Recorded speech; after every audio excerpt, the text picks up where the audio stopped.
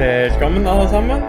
I recently did a video about being able to see the spirits in the Norse tradition. I also did a video a while back about human sacrifice in the Viking Age, and I also did a video about tree worship and the sacredness of trees and these holy sites in the ancient Norse and Germanic beliefs. In this video, I'm going to speak about some very mysterious ritual that I think was done that can explain a lot of this. The idea of executing a person by hanging them up in a tree in order to use their journey into the realm of the dead to have the hugid or the soul of the living kind of being brought along with that dead spirit that is just passing, so the living soul can actually enter the underworld, the realm of the dead, and all these myths from the Norse and also other places in the world as associated with gaining wisdom or knowledge from the dead and things like that. So the most recent and clear attestation of this act comes from one of the Grimm brothers fairy tales that you see here. It's from Germany in the 1800s, but of course the tale is of much older origin. A young boy actually couldn't shudder, he says, so a man recommends that he sit under a hanged man and you will know what shuddering is. The boy goes to a place where 7 men are hanging from the trees. And the boy did this and sat beneath them the whole night, and he was basically chilling with 7 dead men and speaking to them the whole night. Now this fairy tale is vague and it doesn't give any real info as to be expected. Like most other fairy tales we know of, these are recorded in a time where the north of Europe had been Christian for hundreds and hundreds of years now. So of course deep pagan spiritual things are not going to be explained in depth in this, but we know that these kinds of tales are much older than they were first recorded in the sources that we still have existing today, and they absolutely have pagan elements to them, if not being fully pagan in origin. So scholars have drawn parallels of this boy sitting under the 7 hanged men to the Norse myths about Odin. In the poem Havamal, Odin says that he knew runes or secrets so that he could have a corpse hanging from the tree wake up and walk and talk with him. And Odin was also said to be able to raise corpses from the grave and speak with bodies hanging from the gallows as he does in Ynglinga Saga. And of course there are other mythological sources that are symbolic in nature, but the myths absolutely can reflect things that real humans did, specifically in spiritual, religious ritual. We have seen this many times in the myths. One source from ancient times that is regarded to be very reliable is Adam of Bremen's account of the sacrifice at the temple of Uppsala. This was in the late Viking Age when the Swedes were still pagan. I think the year was 1070, but I'll put it up here. And it was then that Adam of Bremen wrote about their pagan temple and the sacrifices that took place there, about hanging the human sacrifices from the trees in the sacred grove while some rituals and evil incantations were sung. We don't know what was done there, but it was something, okay? They didn't just hang up the bodies, the human sacrifices, and say, alright, job well done, let's go party now to the feast. No, they hung up the human sacrifices for a purpose. And the purpose was so secret and pagan, and so it was regarded as so evil in the Christians' eyes at the time that they didn't even want to write down what went on there and the songs that were sung there.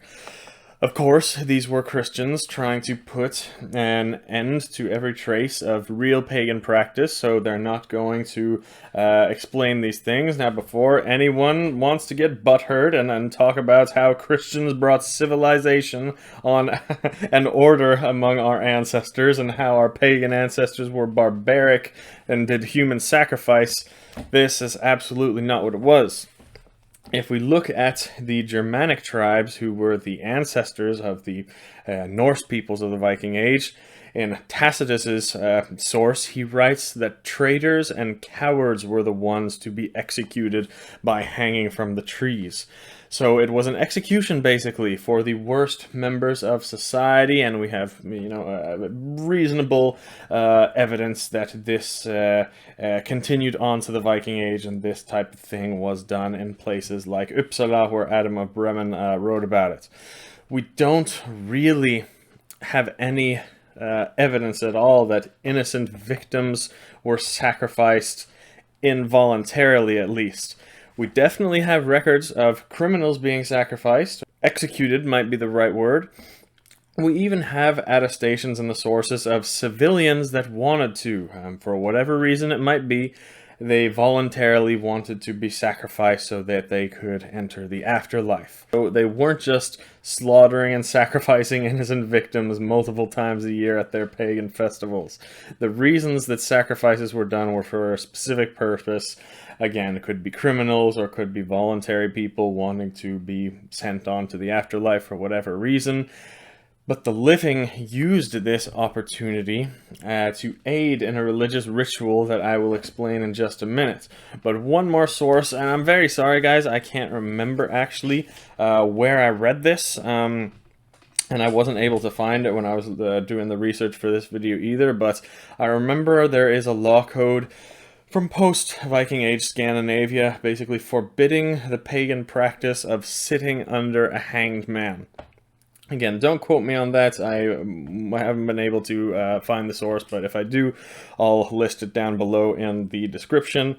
And if anyone else knows of it or finds it, you can write in the comments. But yeah, it is similar to many other laws, the same thing that forbid the pagan practice after the Christianization of Scandinavia, among other forbidden practices too, such as things like utiseta, or going to sacred waterfalls or springs to wake up the spirits there to become powerful and wise.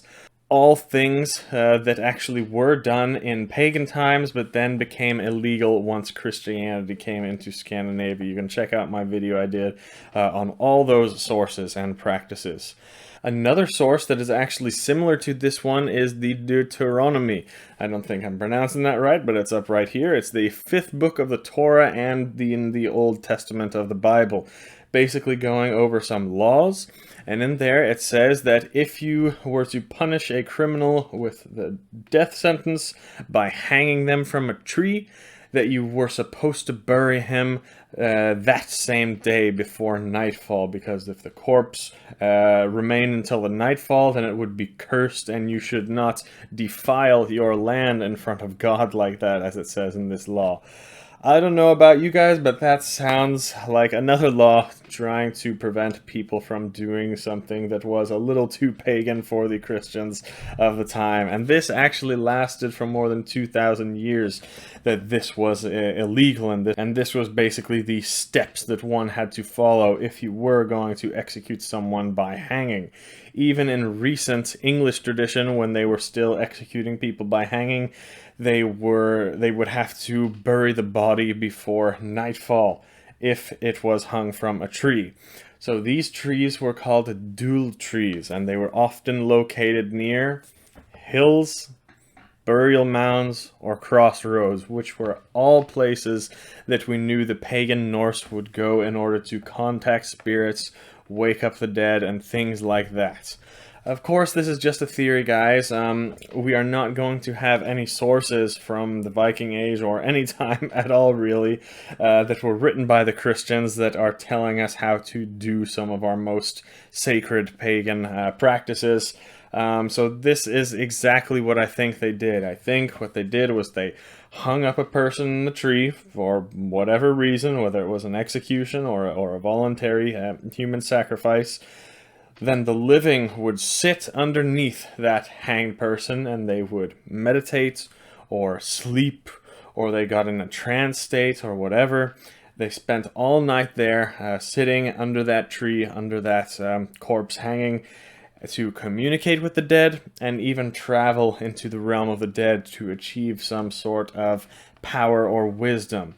The idea is that this dead spirit, if it's hanging from the tree right above you, when that soul leaves the body at night, and it heads into the realm of the dead, in the underworld, wherever that may be, that the living soul can also take a trip with that dead soul and ride it to the underworld. And in the Norse beliefs, this is called sending your hugid out of your body. And we actually have tons of sources about that. You can see my video that I did. But there's nothing unique to the Norse about this. There are similar beliefs from all around the world. One of the most recent ones is the Inotaba tribe of Southeast Asia, where when someone dies, they plug up all the holes to stop the soul escaping.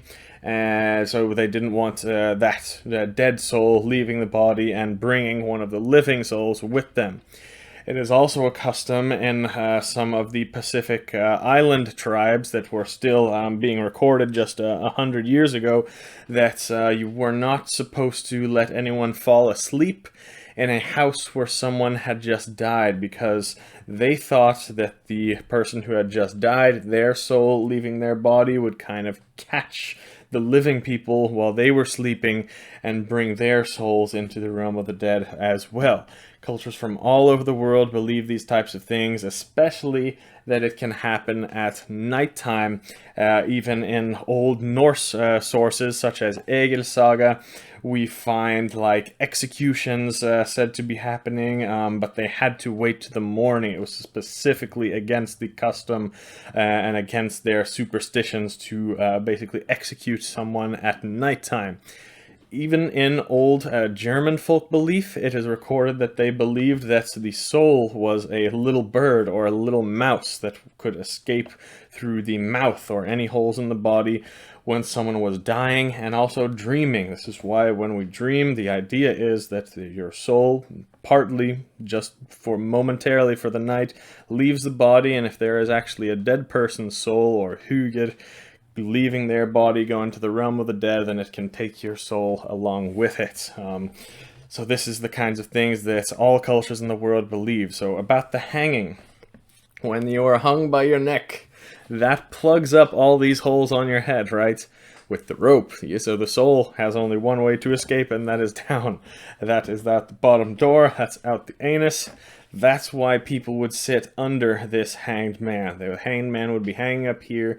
They would sit underneath it the whole night, or sleep, or meditate, and whatever, to basically piggyback off of that spirit of the dead going into the underworld, so the living can send their soul there too, but only temporary.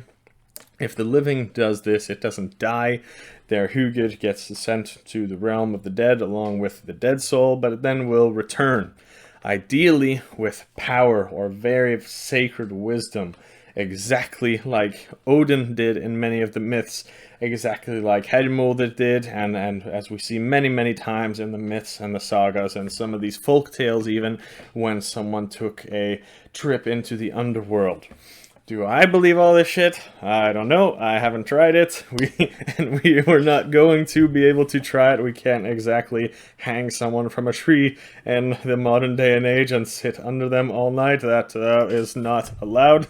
But one thing I can say is that there are other ways to potentially get these effects. And there are other ways to get these effects by using the tree, okay?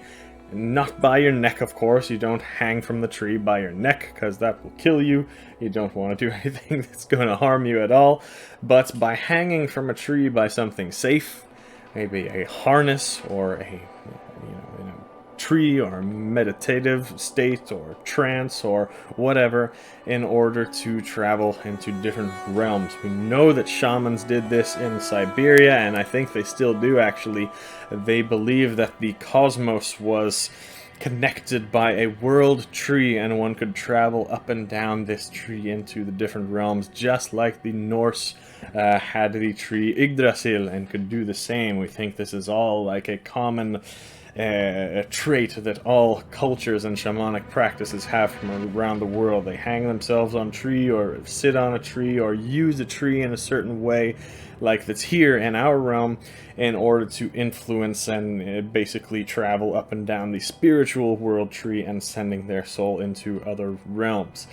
Also, just like Odin hung himself from Yggdrasil for 9 nights, and then he was granted the sacred knowledge of the runes.